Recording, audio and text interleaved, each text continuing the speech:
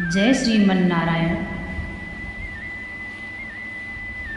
आज हम गरुड़ पुराण का प्रथम अध्याय में भगवान क्या समझा रहे हैं।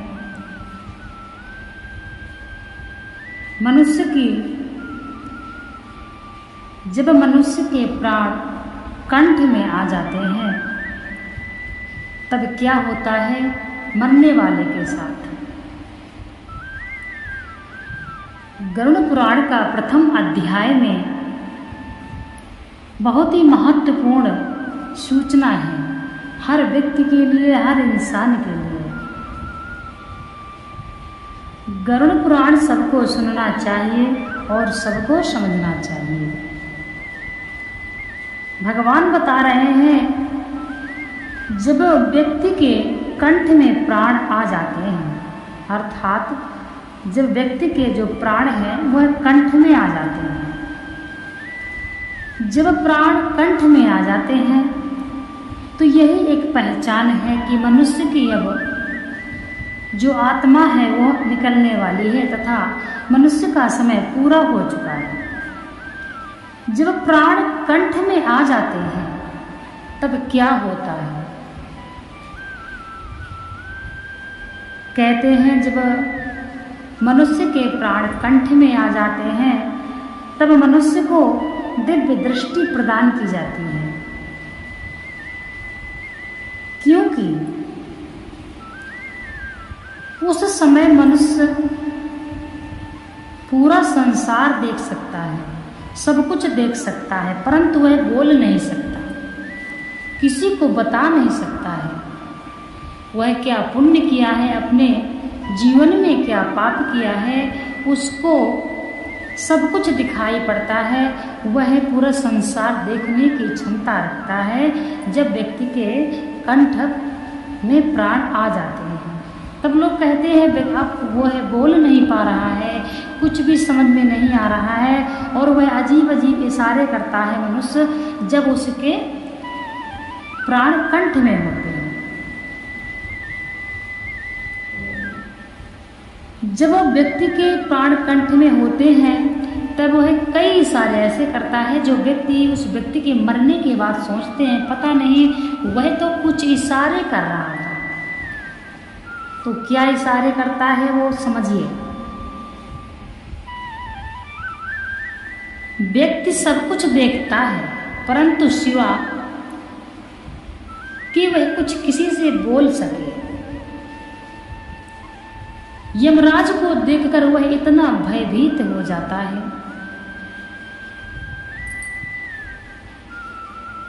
इतना भयभीत हो जाता है कि व्यक्ति के मुख से लार, झाग, मलमूत्र सब कुछ व्यक्ति त्यागता है, इतना भयभीत हो जाता है। कौओं के समान काले यमराज, टेढ़े मेढ़े बड़े बड़े नुकीले दांतों वाले, खड़े बाल, ऊंचा शरीर एवं भयानक आंखें, इस प्रकार का यमराज को देखकर वह व्यक्ति इतना भयभीत हो जाता है कि मलमूत्र भी त्यागने लग जाता है, परंतु वह कुछ बोल नहीं सकता है। इशारे करेगा लेकिन आप समझ नहीं सकते हो। उस समय व्यक्ति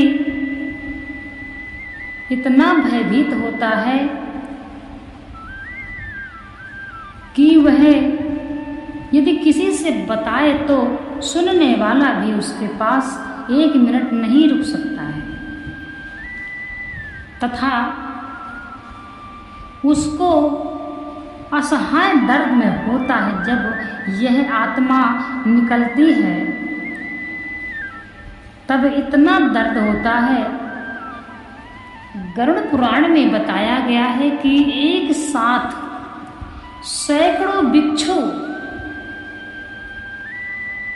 एक साथ जब सैकड़ों बिच्छू डंक मारते हैं उतना दर्द होता है। साधारण दर्द नहीं होता और यह आत्मा भी इतनी आसानी से नहीं निकलती है। जब व्यक्ति यमराज को देख करके भयभीत हो जाता है तथा किसी से कुछ कह नहीं सकता, मुंह से झाग निकलती है तथा मलमूत्र त्याग करता है और भयानक पीड़ा सहन करता है, तब जाके आत्मा निकलती है। जब आत्मा भयानक यमराज को देखती है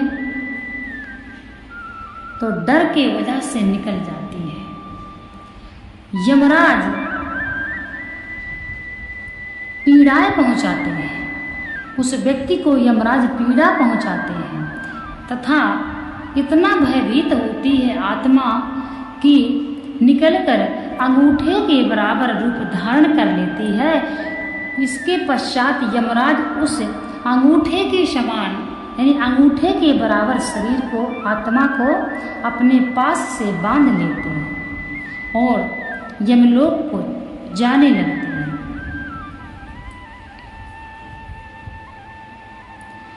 जो व्यक्ति पुण्य करता है उस व्यक्ति को भगवान की दूत लेने आते हैं।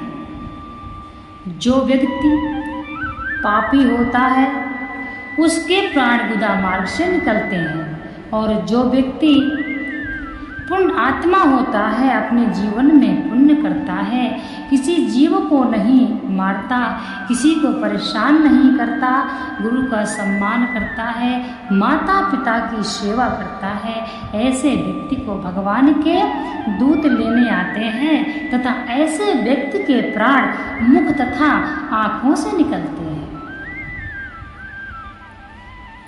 इसलिए कहते हैं अच्छे कर्म करो, देर नहीं है। हम भी लाइन में लगे हुए हैं, आज कोई मरा आज कोई गया, हम यह जब तक देख रहे हैं लेकिन हमको अपनी पता नहीं है, इसलिए हम भयभीत नहीं हैं। यदि अभी हमको आज पता चल जाए कि 4 साल बाद इतनी इतनी तारीख को हमको मरना है तो मैं गारंटी देती हूँ कि आज से ही आप सुधरना शुरू कर देंगे, चाहे 4 साल हो चाहे 10 साल हो। आप एक दिन भी यह नहीं सोचेंगे कि मैं एक दिन का भी समय व्यर्थ करूं। आप भगवान की भक्ति में लग जाएंगे, आप अच्छे कर्म करने में लग जाएंगे। मृत्यु से भयानक कुछ भी नहीं होता है। जिस समय व्यक्ति के निकट यमराज आते हैं उससे भयंकर पीड़ा उस व्यक्ति को कभी नहीं होती है।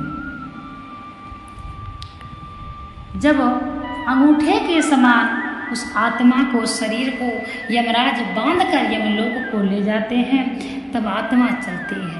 जब चलते चलते थक जाती है, वह गिर जाती है, तब यमराज उसको कोड़े मार के गरम रेत में चलाते हैं।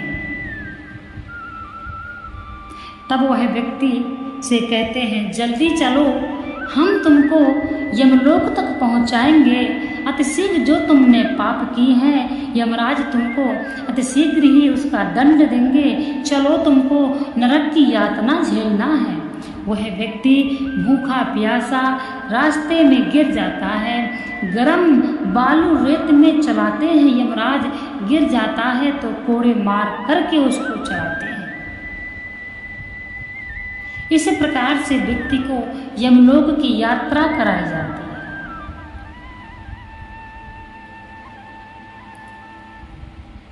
व्यक्ति रोता हुआ, तड़पता हुआ, बिलखता हुआ, भूखा प्यासा, तपता हुआ यमराज के साथ चलता है और अपने जीवन में किए गए वह कर्म को याद करता है। हे प्रभु, मैं क्यों नहीं संभला, मैंने क्यों नहीं माना, हे प्रभु मुझे उबारिए। परंतु अब समय निकल चुका है, अब समय निकल चुका है, प्रभु तुम्हारा साथ उस जगह पे नहीं देंगे। लेकिन यदि इस जगह पे रह करके आप प्रभु को अपना सहारा बनाते हैं तो हरि आपका साथ अवश्य देंगे। जितनी व्यवस्थाएं करनी है यहीं से अपनी व्यवस्था कर लीजिए। जितना भगवान की सहायता मांगनी है यहीं से आप मांग लीजिए। ये मनुष्य मात्र का शरीर जो हमको मिला है सिर्फ खाने और कमाने तथा बच्चा पैदा करना, ये कोई बड़ी बात नहीं है। आखिर हमारी तो ये 4 दिन की चांदनी है। हमारा अटल सत्य है जो मृत्यु ही है। हमारा अटल सत्य है वह मृत्यु हुई है। एक दिन हमको मृत्यु के मुख में जाना है, यह अटल सत्य है। यह समझकर आप ऐसे कर्म कीजिए जिससे आपको यातना ना झेलनी पड़े। इसीलिए गरुड़ पुराण के प्रथम अध्याय में ये सब कुछ समझाया गया है कि व्यक्ति को, जब व्यक्ति की आत्मा निकलती है, जब व्यक्ति के प्राण निकलते हैं तो कितना दर्द होता है, कितना डर होता है, कितना उसको भयानक वह दृश्य होता है, रूह कांप जाएगी। यह तो हम आपको एक साधारण भाषा में बता रहे हैं समझाकर। यदि आप साक्षात गरुड़ पुराण को पढ़ते हैं तो आपका जो मन है वह कंट्रोल हो जाएगा और आपकी इंद्रियां भी आपके बस में होने लगेंगी। इतना भयावह गरुड़ पुराण है।